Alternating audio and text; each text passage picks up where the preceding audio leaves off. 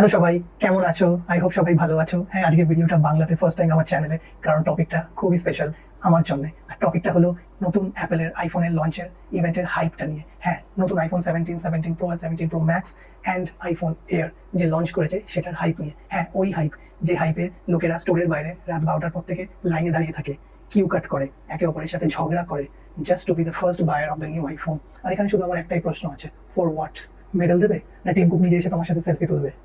এই ভিডিওর first part হলো এই লাইনে দাঁড়িয়ে থাকার ড্রামা। আপনি নিশ্চয়ই ইউনিটিভি নিউজ চ্যানেল বা অন্য ইনস্টাগ্রাম রিলস, আর এই রিলসগুলো খুবই ভাইরাল হয়েছে, যেখানে দেখা গেছে মুম্বাই বিকেসি স্টোরের বাইরে রাত ধরে লাইনে দাঁড়িয়ে আছে লোকেরা।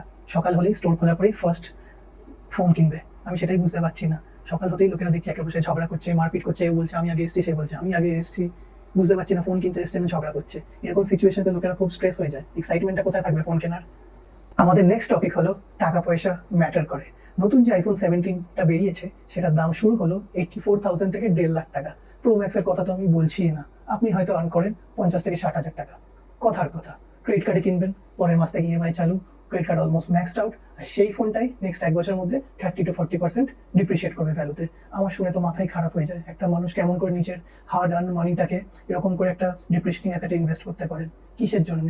বন্ধুদের দেখাবেন নতুন আইফোন কিনেছেন, না কালিগসদের বলবেন যে শো অফ করবেন যে নতুন আইফোনটা? ওরা তো আপনার লোনটাকে রিপে করে দেবেন ক্রেডিট কার্ডের। তাহলে এইসব জিনিস করে আপনি আপনার ফিজিক্যাল কন্ডিশনটাকে স্ট্রেসে ফেলছেন আর আপনার ফাইন্যান্সিয়াল কন্ডিশনটাকে ওয়ার্সেন করছেন, এটা বুঝতে হবে।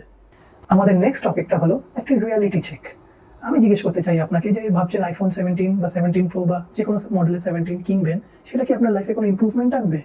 আপনি হয়তো একটা কন্টেন্ট ক্রিয়েটার হতে পারেন ইউটিউবে বা অন্য কোনো সোশ্যাল মিডিয়া প্ল্যাটফর্মে, তাহলে আইফোনটা একটা আপনার জন্য একটা টুল হয়ে দাঁড়াতে পারে, যেটা আপনার ক্ষেত্রে একটা রেভিনিউ জেনারেশন টুল হয়ে যেতে পারে। বা আপনি হয়তো কোনো একটা বিজনেসম্যান বা বিজনেস ওম্যান, আইফোন একটা পার্টিকুলার অ্যাপ্লিকেশন ইউজ করেন, যেটার ক্ষেত্রে ইট অলসো বিকামস আ টুল আপনার ডে টু ডে অ্যাক্টিভিটিসের জন্য। কিন্তু আপনি যদি ভাবেন যে আইফোনটা আপনি কিনবেন ইনস্টাগ্রামে পোস্ট দেওয়ার জন্য, যে just bought the new iPhone feeling blessed, then ভাই আরেকবার ভালো করে চিন্তা করুন। কারণ আইফোন 17 বা প্রো এর ম্যাক্সের যতই ভালো ক্যামেরা হোক না কেন, আপনার ছবিটা কিন্তু একরকমই আসবে আর ফিল্টার দিতেই লাগবে।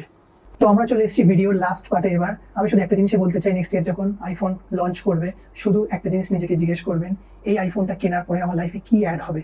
এই আইফোনটা কি আমার ইনকাম বাড়াতে হেল্প করবে, না আমার পার্টিকুলার কোনো টাস্ক অটোমেট করতে বা কোনো পার্টিকুলার জিনিস হেল্প করবে কাজে? যদি অ্যান্সার ইয়েস হয়, কংগ্রেচুলেশনস, আপনি একটা স্মার্ট বায়ার। বাট অ্যান্সার যদি নো হয়, আমি বলবো আপনি নিজের বাজেটটা বাঁচান, নিজের মেন্টাল পিসটাও বাঁচান।